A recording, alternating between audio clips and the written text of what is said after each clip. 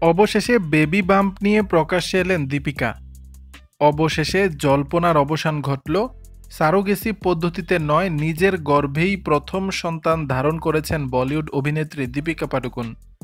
সম্প্রতি baby bump নিয়ে প্রকাশ্যে এসে সকল গুঞ্জনে জল ঢেলেছেন রণবীর পত্নী।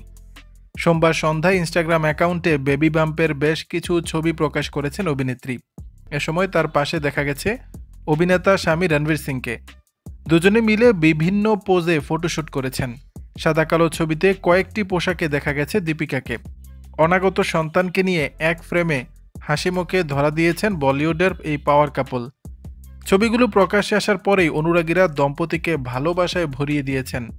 মালাইকা আরোরা, বিপাশা বাসু সহ আরও একাধিক তারকা দীপিকাকে শুভেচ্ছা জানিয়েছে।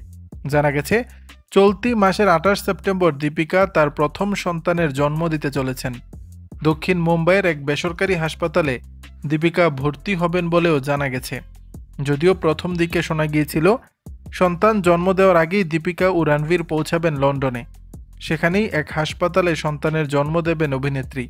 দর্শক, বিষয়টি নিয়ে আপনাদের মতামত জানাবেন নিচের কমেন্ট বক্সে।